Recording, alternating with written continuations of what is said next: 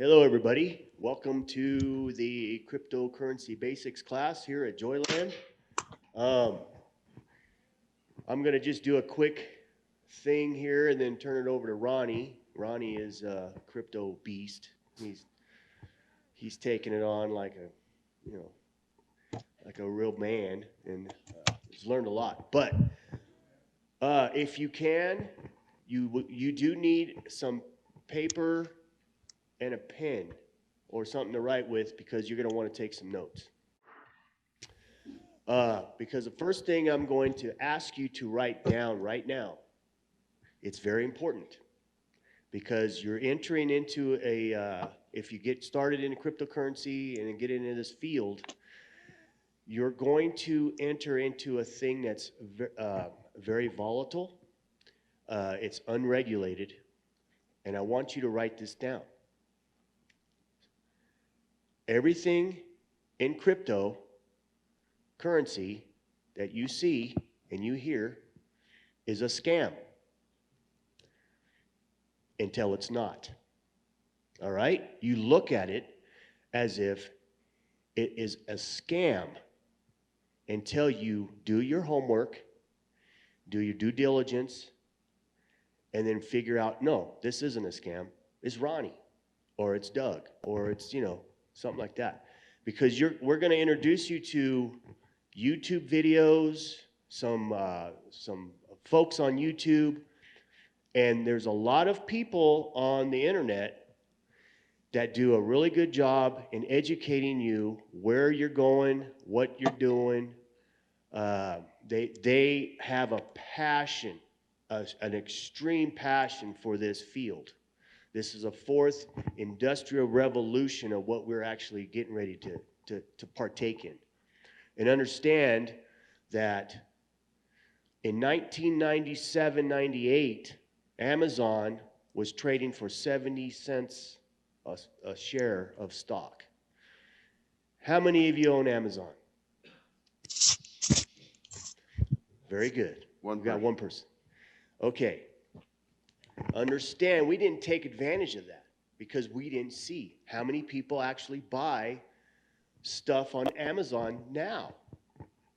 What's that, 20 years later, 25 years later? So that's what we're looking at. This is the beginning of the fourth industrial revolution going forward. So you are actually getting ready to partake in this, in its infancy of its growth. Everything in cryptocurrency is a scam until it's not. Write that down, okay? The YouTube videos that you're going to watch, the people that you see that you're going to start learning, they will not send you an email, send you a message, send you anything asking you for money or asking you for anything. But there are people that are faking their way, and they show themselves as those people and ask you certain things like, hey, if you send me 1,000 Bitcoin, I will send you 2,000 Bitcoin back. That's a scam. There's a lot of scams out there.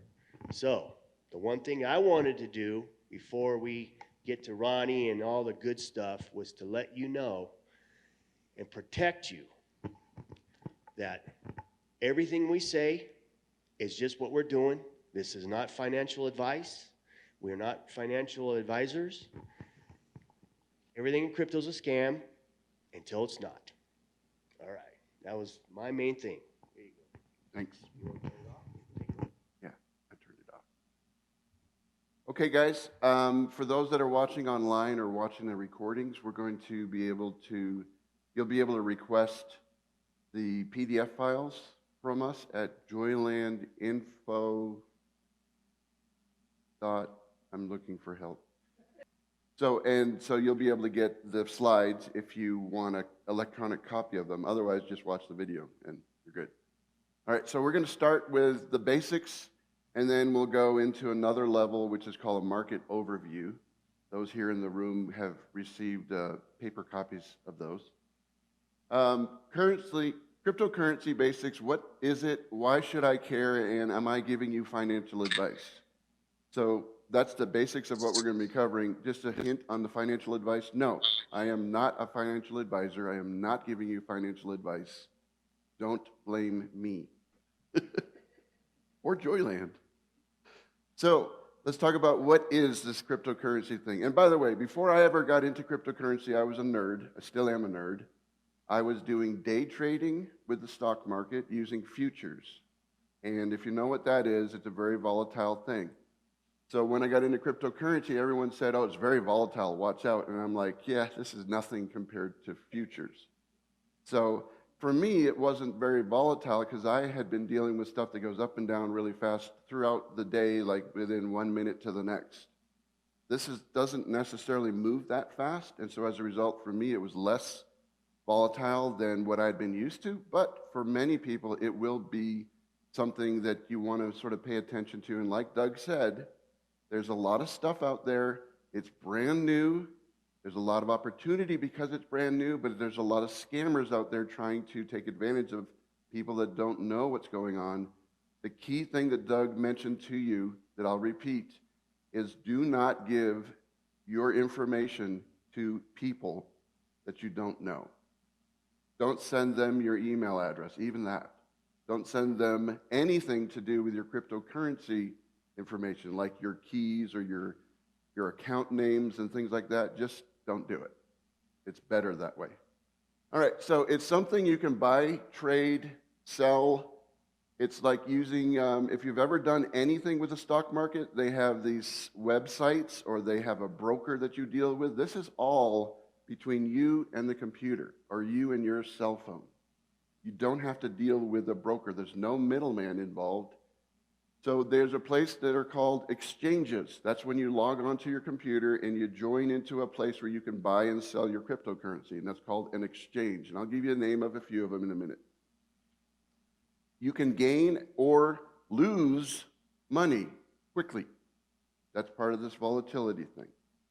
Now just realize if you bought something and it was $1 and then it went up to $10, you just gained money, but you don't really have that money until you cash it out. So even though it went up, you don't really have it. The same applies. You bought something at $1 and it goes down to 10 cents. You didn't lose money until you cash it out. So you can just wait until it goes back up again. So don't panic if something changes rapidly, because that's part of the volatility of what we're looking into here.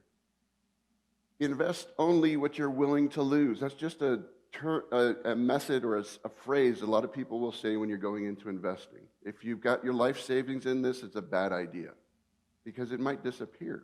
It might go down to that 10, so it might go down to 0. And then takes 15 years to come back up to 70 cents where you bought it at $1. So don't put your nest egg here. This is play money. This is money you're hoping to make some more with, but it's not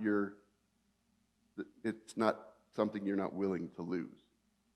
And in honesty, none of us want to lose it. Just realize you might. Okay? So this is part of our disclaimer to get you into this.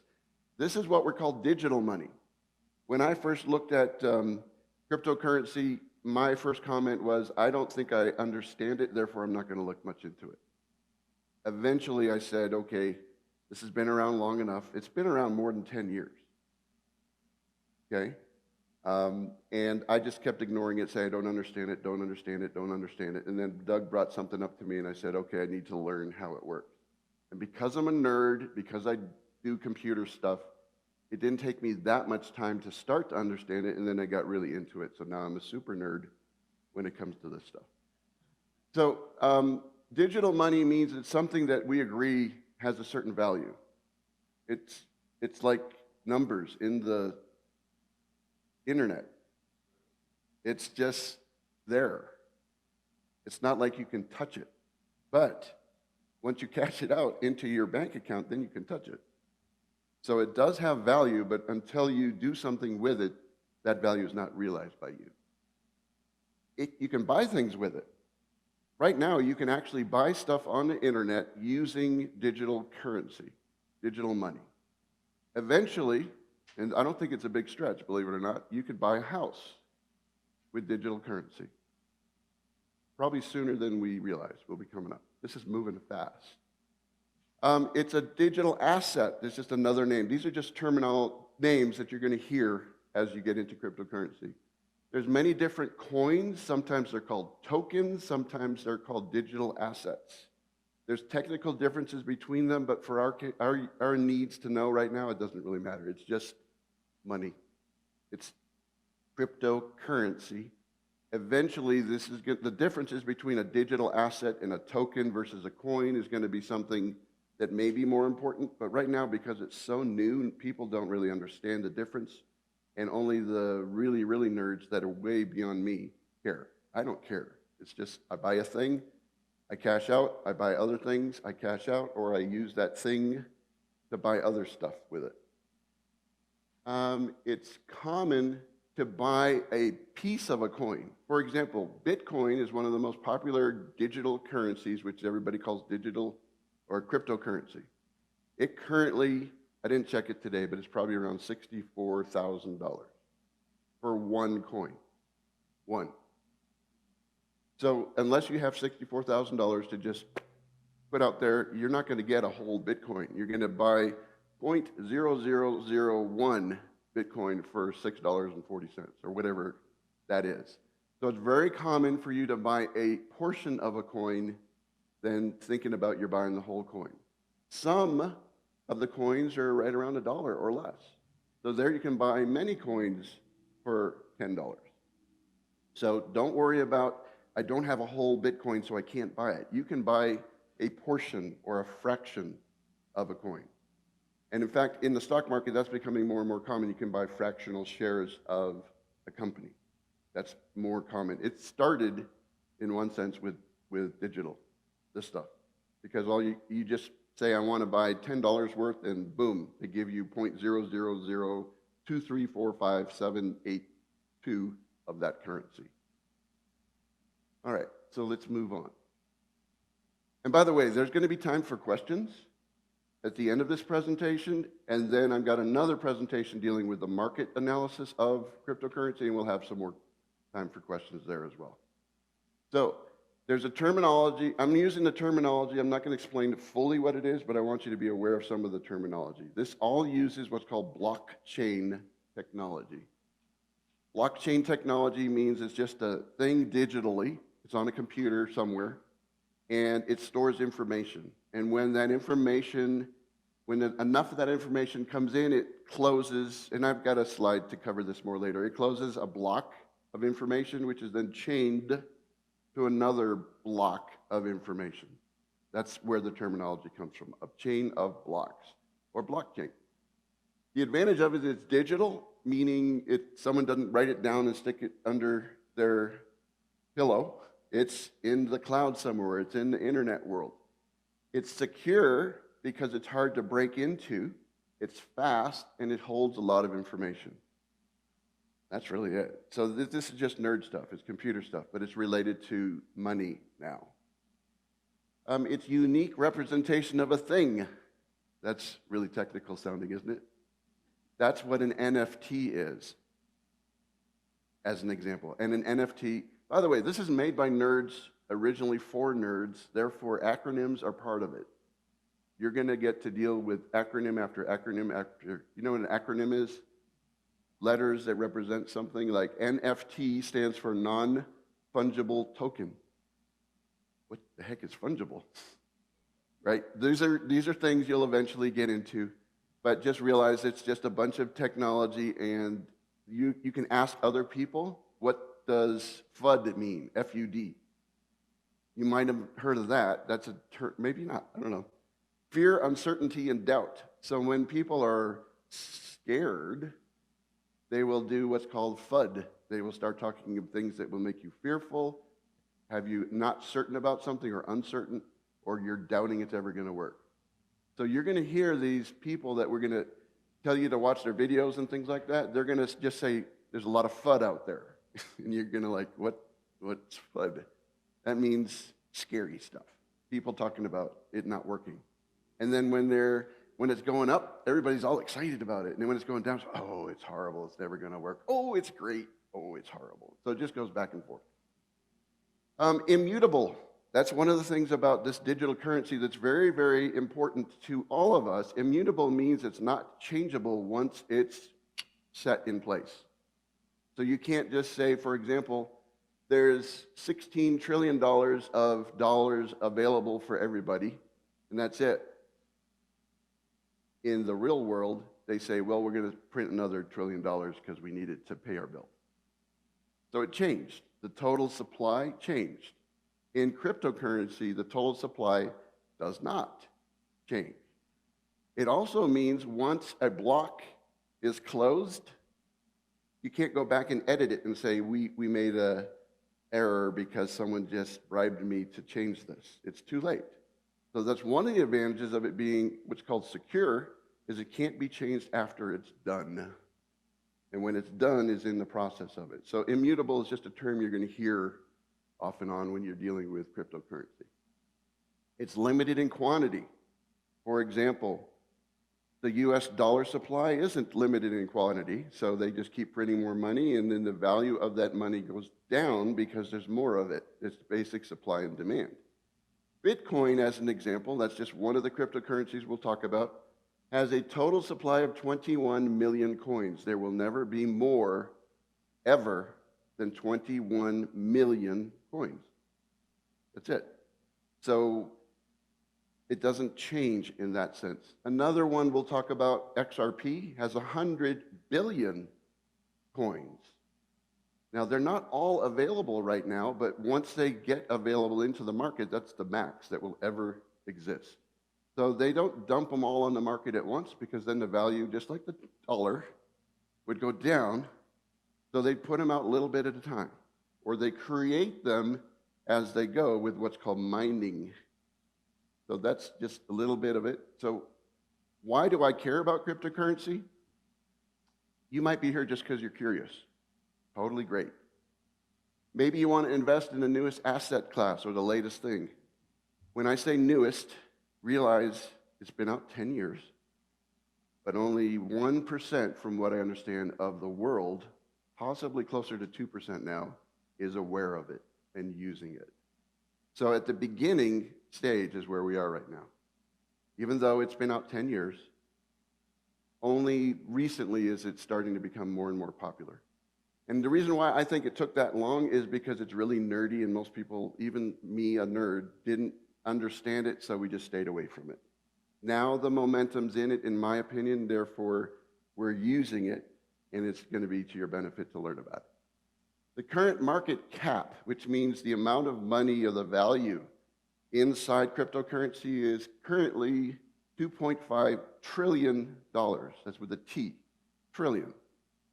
They used to say if something was $1 billion of value, then it was worth paying attention to, probably wasn't going to go away.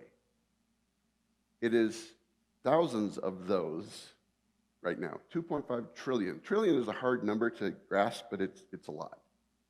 And that's just within, say, the first couple of years of people really realizing it. Growing very fast, that's why we want to look into it and get on the train if we can.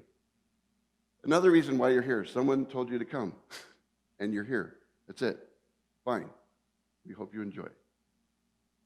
Internet growth, to compare the internet to cryptocurrency, in 1997, there was 140 million users of the internet, and it was growing by 63% per year. There are nerds out there that do this calculation just to have the numbers. For reference, crypto growth this year, 2021, there's currently 140 million users, so we had an equal amount, but it is growing at 113% per year, which means it's growing twice as fast as the internet did. Now, if you are at the beginning of the internet and you ever heard of this thing called Yahoo, and you bought it, you're very wealthy if you held it for a while. Then this thing called Google, oh yeah, that came out. Nobody heard of them.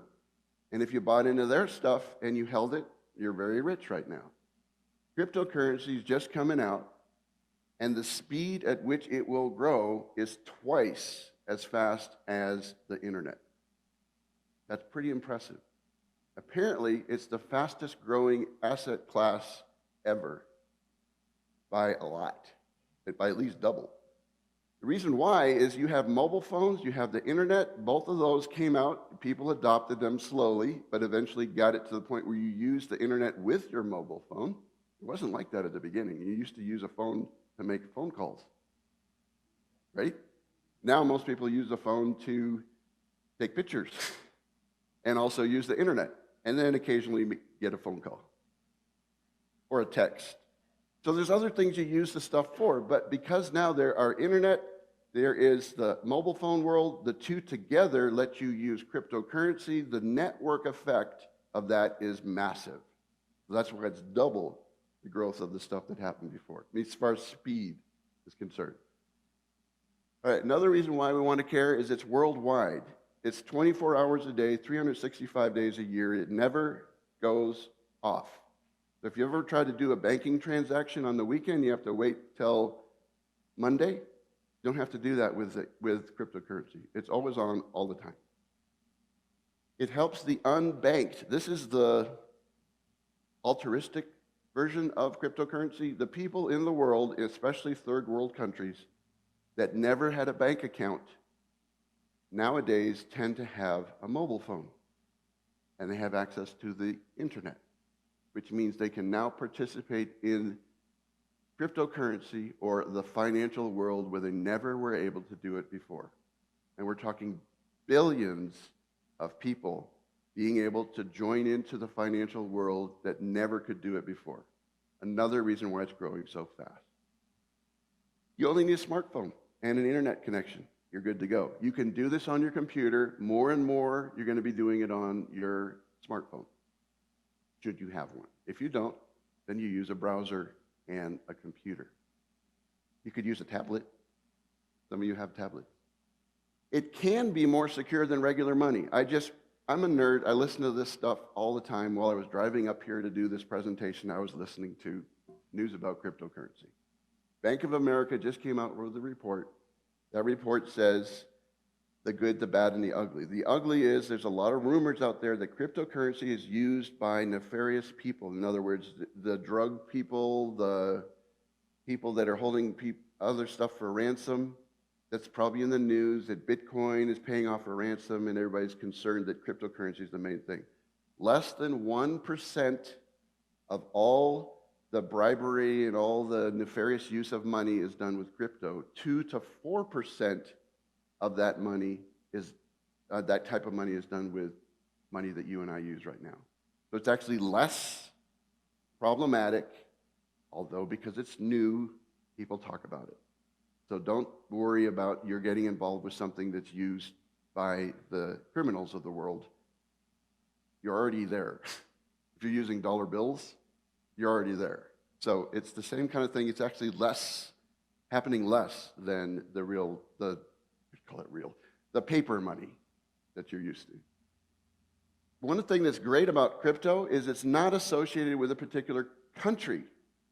Now, as we get more global as a society, or as the world gets that way, people are upset about the US dollar being printed over and over and over in other countries because it's devaluing their money.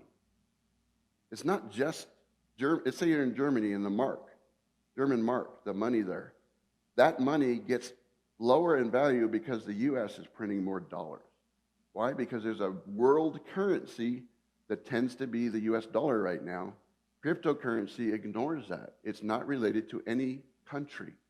So as a result, it could be more beneficial for the entire world to work with this because a local monetary policy, meaning something in the United States, is not going to affect Germany and vice versa. So that's another advantage of cryptocurrency. CBDC, this is one of those acronyms. That stands for Central Bank Digital Currency. This is a hot topic within the world of cryptocurrency. A central bank is the main bank of a country. We have in the United States what's called the Fed, the Federal Reserve. They are our version of a central bank. Other countries that are smaller in landmass tend to have one central bank. Within the United States, we have multiple branch offices of the Federal Reserve, but basically think of that as a central bank. They create monetary policy for a country. That's something we're going to talk about as we get into this, especially in more detail coming up. So CBDC, you're going to hear that term, central bank digital currency. Am I talking about financial advice? No, it's just a reminder. This is not financial advice, just my opinion. I'm not a financial advisor. I never went to school for it. I don't ever plan on going to school for it. I'm just a guy. So I'm not giving you financial advice. You should check with your financial advisor. Let me give you a tip. If they're old school, they're going to tell you, run away, don't do it, it's a scam. Just like Doug said, it is a scam until it's not a scam. Okay? So just realize whoever you talk to might be a little concerned about it, and that's fine. With my financial advisor, who shall remain nameless, he did not want to talk about it. I kept asking him, look into it, please. I want you to help me with this. No, I won't, blah, blah, blah, blah, blah. 3 months after me bugging him, he said, where do I buy that stuff? And you know what? He didn't buy it. He had his wife buy it because he didn't want his name attached to it because he's a financial advisor.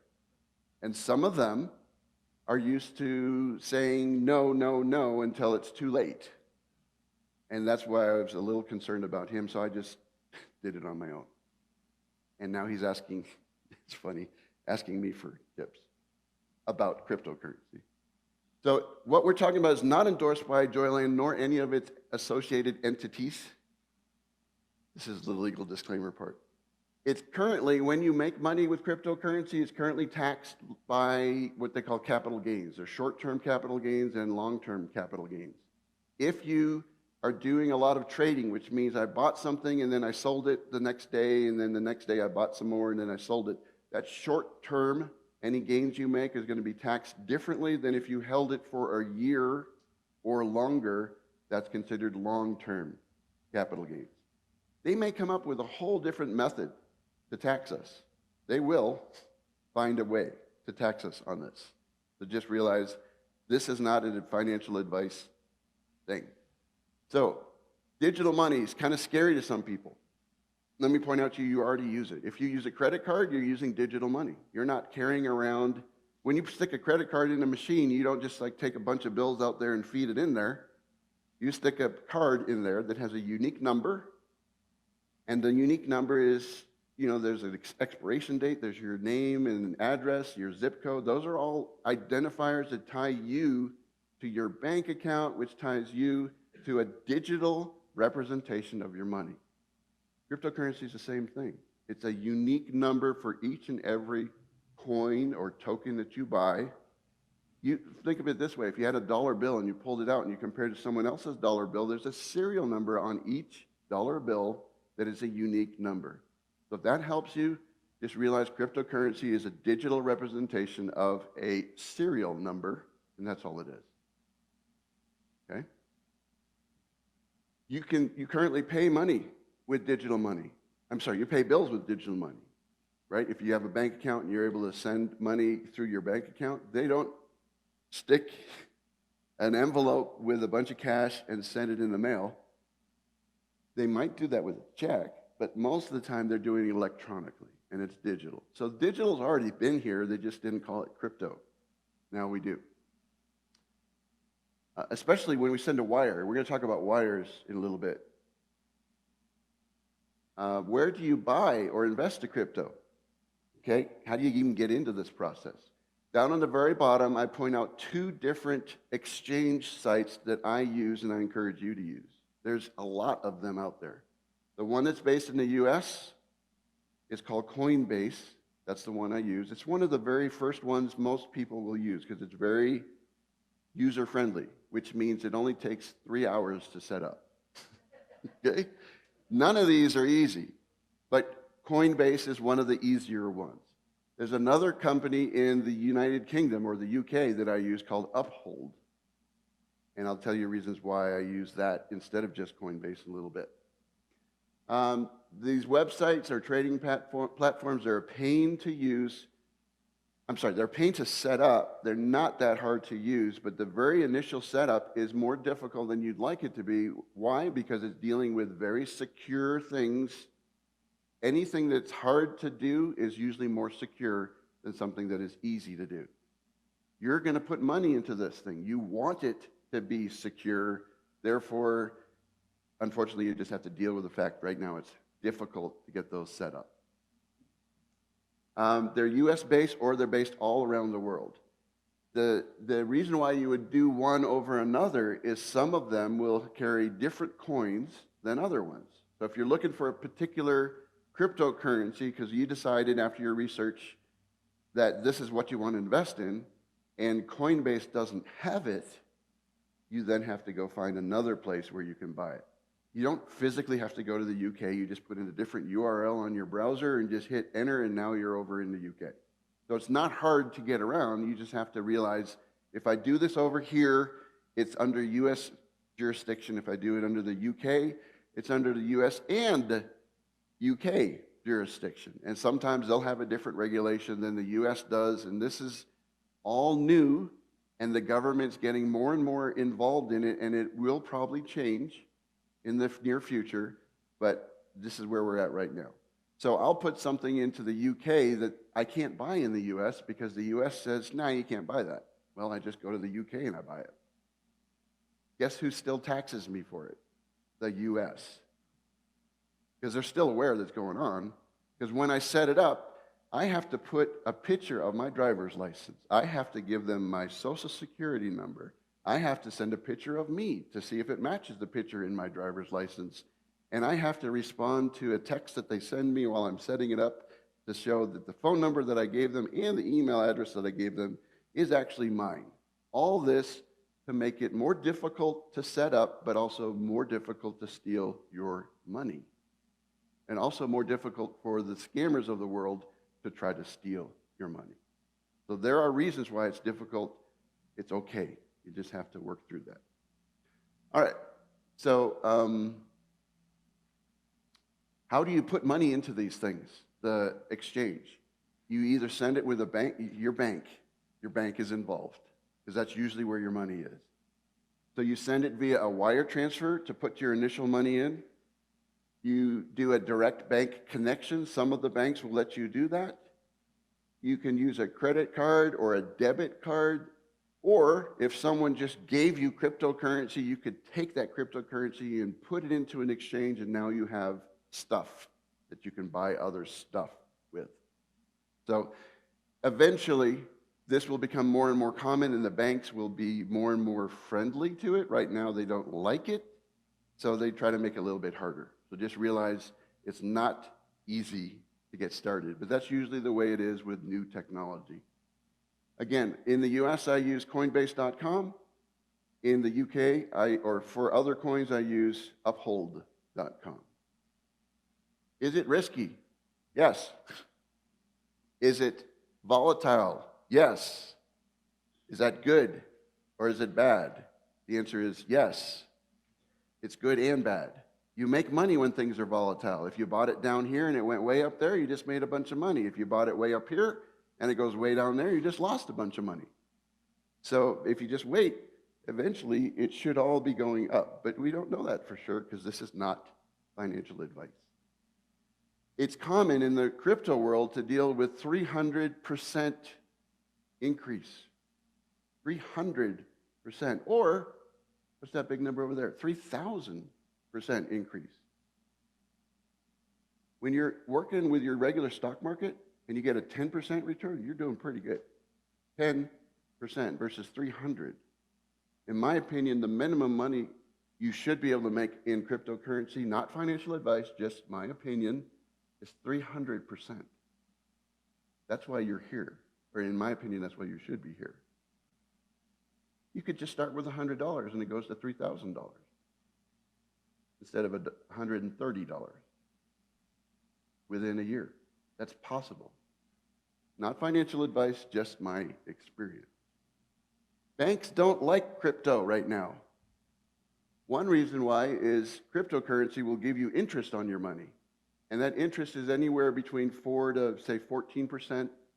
Some of the crazy stuff up there is 50% interest. 50% interest while it's just sitting there. Banks don't do that. They give you 0.001%. So the banks aren't real happy with crypto, and so as a result, they're going to tell you it's bad, it's risky, don't do it, because they want your money. Okay? Soon, they're going to give in and make it easier for you to get into crypto. You'll probably be able to do it through your bank, I'd say within the next couple of years. But until they get past their fear or whatever it is that's keeping them from letting you go, they're going to tell you this is not where you want to put your money. That's what the banks will tell you. What's behind a credit card? A bank. Therefore, when you try to fund your crypto account with a credit card, you might have to try a different credit card and then a different credit card until one of them works, because the banks don't want you buying crypto with your credit card necessarily.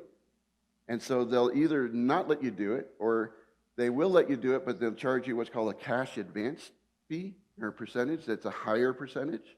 So just realize when you're looking at originally funding your account, you're going to want to do a little bit of research. What I've done is I've called up my, the number on the back of the credit card.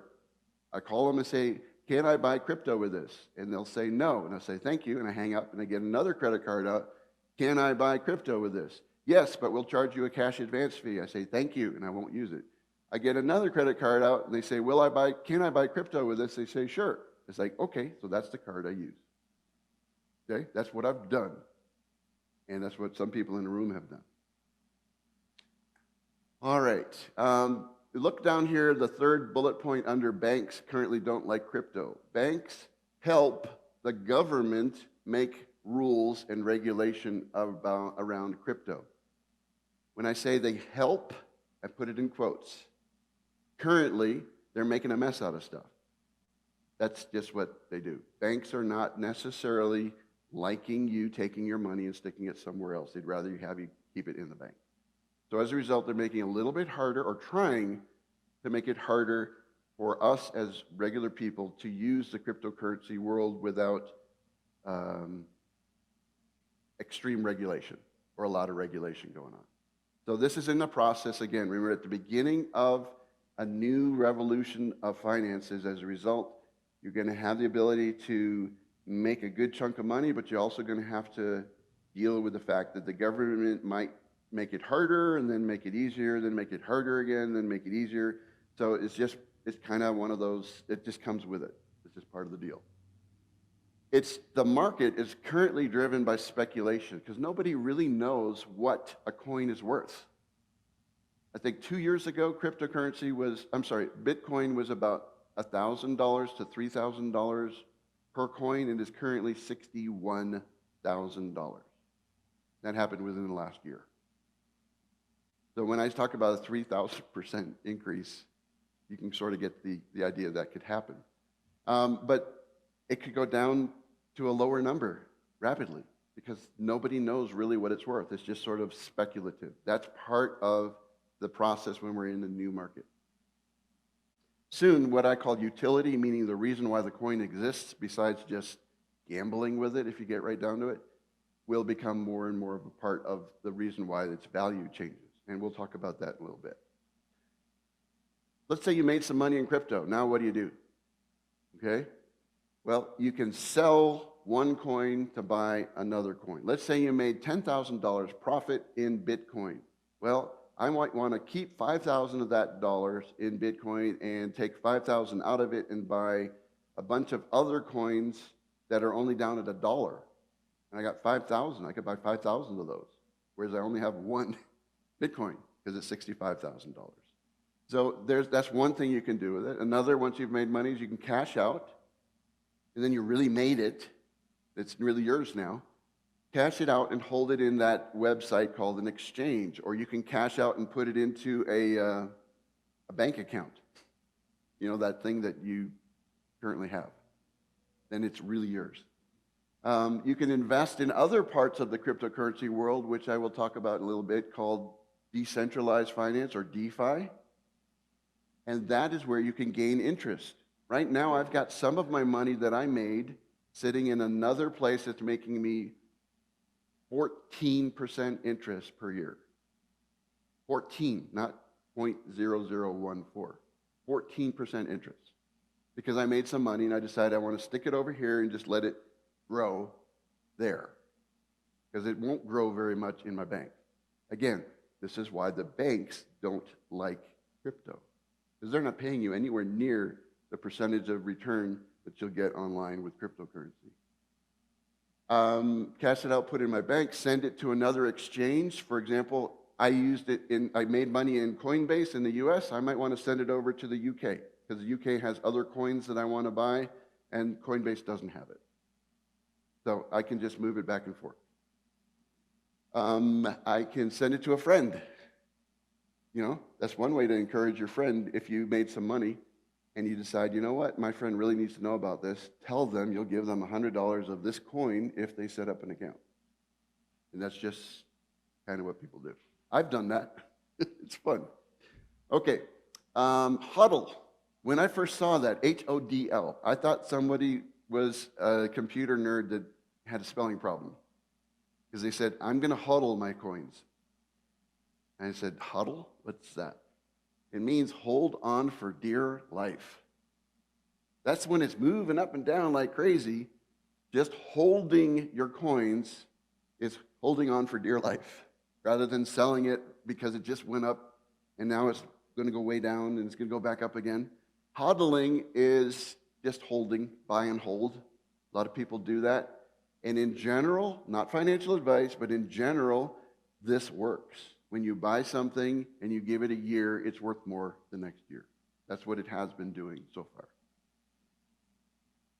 Do your own research.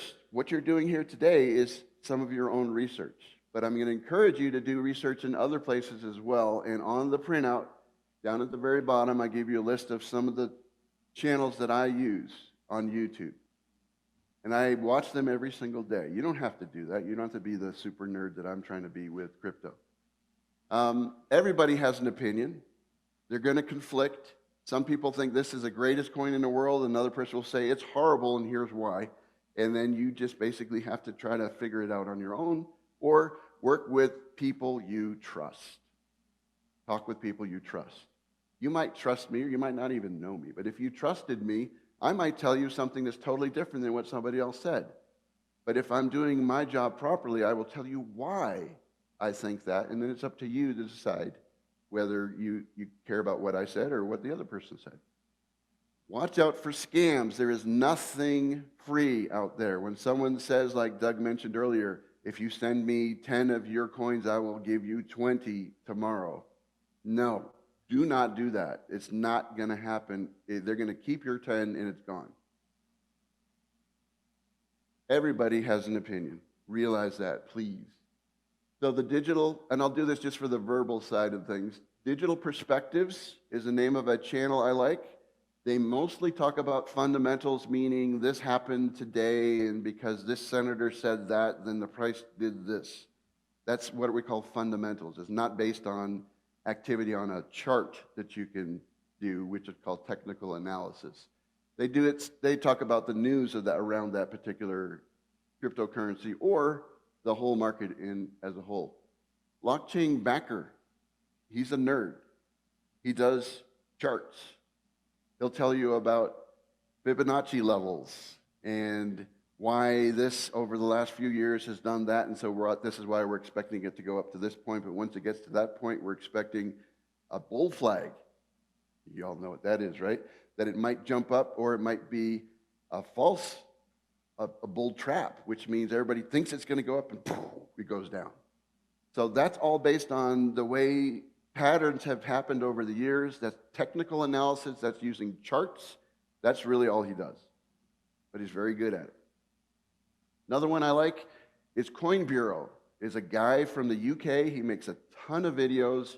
I don't agree with 80% of what he says, but I want to learn what the other guys are saying so that I can either confirm my bias for my choices or maybe look into other stuff that he's suggesting. I do encourage you not to only look at people that like the stuff you like. It's good to get a well-rounded understanding of what's going on in the market, even from people you think are dumb, because they're not liking what you like, okay? I think this guy's very smart. He tends to not like a lot of the coins I like, but I like to hear that information so that I can get a well-rounded understanding of what's going on. All right, time for for questions. We're going to take a break after the questions, and then we'll go into market analysis. We've got a microphone up here if you want to come up and ask some questions so that the people online and on the video can get those questions answered. If you have no questions, I gave some ideas of some terminology we can look into, and I can give you some quick answers of what those things are. But Richard looks like he's got a question. You mentioned on the blockchain technology. Yes. So when I buy something through one of the exchanges, that goes on to the blockchain, which cannot be changed. Is that correct? So That's correct. When you buy something, you can't say, I didn't mean it. yeah. So it's a done deal, and it's out there, and I can't change it, nor can anybody else change it. That is correct. Yeah. And in the process of buying, it says, are you sure? And then when you say, yes, I am, it says, are you really sure? And then you press yes, and then it says, okay, this is what it looks like. Do you really mean it? And then you press that, and then it's done. And Okay, then, so you got a lot of time to back out if you change Yeah. your mind. And then on the one part of the presentation, I noticed that my bank wouldn't allow me to invest in cryptocurrency. They wouldn't do it. So I had to go to Fidelity to do that. That was just something I had to do in Okay. order to get on one of them. And then now, can I sign up on an exchange using my smartphone Yes, you can. You can use a smartphone or a computer or both. to sign up on it, Yes. to sign up for the exchange? Yes, I've done that many times.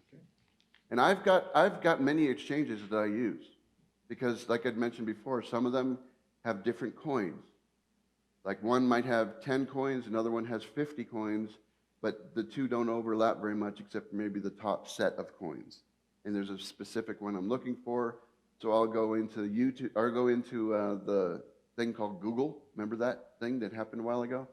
And search for something, and it'll tell me which exchanges sell that coin, and then I sign up for that exchange. So I've got a lot of exchanges that I don't even use, but they're ready to go when I decide I want to put some money into something that they carry. Yes, David. So can you say something about type of bank? What's the best kind of bank to use? Like, you've got a local bank, and then you've got banks that are online Okay. and global type. Sure, good like question. Fidelity or. Yeah, many of us here, we're in Colorado Springs where we're making this recording, and or Green Mountain Falls. It's part of the Colorado Springs area. A common bank here is called ENT, E-N-T.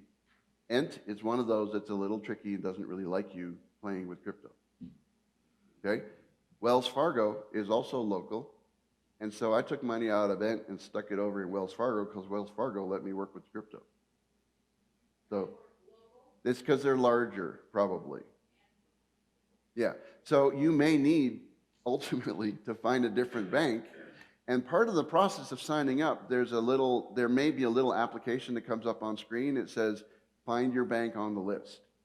And if your bank's not on the list, look at the ones that are on the list that are close enough to you that you could use, and then maybe set up an account there, if for no other reason that you can actually fund the exchange on the internet to deal with cryptocurrency. All right, more questions coming up. Anybody that has a question in here, even if it's one you think is silly, don't worry, I will not make you feel silly. Yeah, or on Zoom, if you got any questions on Zoom, you guys up there. I don't have a question, but I just wanted to say, if you are going to sign up for Coinbase, which I recommend, it's a very good exchange, you need to use a computer because they will send you these two little authentication things. You know, they send you two deposits to your bank account that are like 63 cents and 55 cents, and you got to put that in to authenticate and get your account going. You can't put those in on a phone. I mean, I've tried it. It just drives you crazy. I mean, you're hitting the thing, you're trying to put the 55 cents in, it won't. You have to use a computer for Coinbase. Any other questions? It's, yes, online. Tracy? Yeah. Um, okay, I don't know how to, I've been signed up with Coinbase and I've been playing with crypto for a while. I did have, I was with Bitcoin and I did have a nice profit. And so I pulled money out and put it into gold. But what I didn't know I needed to claim capital gains on it. So how do I do that? With each cryptocurrency exchange, there should be a way for you to export your transactions. In other words, when you bought stuff, when you sold stuff, those numbers are saved by them, and you should be able to export them either with Coinbase help system. You can type and search for taxes. That's the key word. Use the word taxes, and it'll tell you how to do some of that. There are other applications. There's one I use called Taxbit, Taxbit, and it's a paid-for program that allows you to more accurately manage your tax stuff. So if you're ending up buying and selling a lot of it, keeping track of that is hard. And so there's a program to help you with that. One's called Taxbit. That's one I would encourage. But if you've only done 1 or 2 transactions, or maybe 10 or 20 instead of 1,000, then just exporting that information from Coinbase will give you the information that you can use to enter into like a tax program or give it to your CPA or something like that. So will Coinbase send me like a 1099 or anything? They will alert you that your information is available, but they probably won't send it to you until you ask for that. Okay. Okay, Good next to know. question. Mhm. Doug, what's your name, Jason? That guy. That guy. Actually, it's a little bit less of a question and more of a comment. So I dove into the world a little while ago as well, and I was with one of those banks that was limited. I tried to actually attach my bank account to one of the exchanges, Okay. and my bank was one that said no. Said no. Okay. He said no. No. So the way around that, and I have the ability to use one that both of them actually that you gave as examples. But I wanted to attach an account that only had so much money in it, because it was a new thing. I was a little bit unsure. I wanted to limit my risk, and so what I was able to do was attach my ATM card, my debit card. And if you guys know, if you go into a store or have tried to take out cash, for instance, you'll have a limit, whether it be $3,000 or $300 or $500. So if you're looking for a safeguard, that's a reasonable way to kind of safeguard what can be taken out at one time. The other aspect of that is it does limit what you can invest in a single day. So it'll re-up within 24 hours. But that kind of helped in the beginning until I was able to develop some confidence and see, okay, there are substantial safeguards actually in place to keep somebody from whatever. Right. Anything, the unknown. Good comment. I'll piggyback on that, off of that. If you're using a credit card or a debit card to fund your exchange so that you can buy crypto, those will usually have a daily limit, just like Jason said. And for a credit card, it's $500 per 24-hour period. We call that a day, okay? Because it might be in a different part of the world. It might be the same day, but it's just 24 hours, okay? So if the best opportunity in the world comes up and you were expecting the price of the coin to be $1 and it's down at 25 cents and you want to buy a bunch of it, you can buy $500 worth and that's it until tomorrow because you're using a credit card. If you get to the point where you're more comfortable and you're waiting for that great day when it goes down in price so you can buy a bunch of it, what I've encouraged people to do, this is maybe the opposite of what Jason's saying, but it's tied to it, is if you're comfortable with the idea that you can control yourself, okay? This is almost gambling, so just be advised, it can be addictive. If you know that you want to spend $3,000 and you're using a credit card, you can only do $500 a day. You can put in $500 without buying a coin. You just put it into that account up in the sky as US dollars. And it sits there. Doesn't go up, doesn't go down, it's $500. You're done. Tomorrow, another $500. Now you have $1,000 sitting there. You do it for 6 days, you have $3,000. Then when that day happens, you can take all of that 3,000 or 2,000 of the 3,000 and buy it at 25 cents. So you're not limited to how much you can buy based on money on your account. It's based on how you get it into your account if you're using a credit card. 500 a day is the max. Yes, and on that note, I would like to just maybe recommend some, opening a new checking account with some of those banks I just spoke of, like Fidelity. Okay. Ally Bank is also a good one, and Charles Schwab. So, Okay. and you can also maybe search for banks out there that are more global in aspect. But Right. yeah. Yep. And then just open a new checking and put your money in there that you're going to be using. And then that protects your Makes accounts. sense, right? And that way you kind of limit, you have another way to limit yourself from just spending money, because it is a little bit addictive. One or two more questions, then we're going to take a break, and then we'll come to the next section. Yes? Do all the exchanges allow you to add a credit card or debit card? No, they don't. Sometimes it will let you add a credit card or a debit card. Other times, if you get really nerdy, they only let you move crypto into fund their account. Some of the smaller exchanges will take Bitcoin, and they will take Bitcoin and Bitcoin and Bitcoin. So even though you may not want to invest in Bitcoin, if your exchange lets you buy Bitcoin, which they all do pretty much, you would buy $100 worth of Bitcoin as an example, and then you use the technique they tell you to move it from your exchange to the new exchange, and that's how you get money in there. And then from your Bitcoin, you then buy XYZ coin, whatever it is.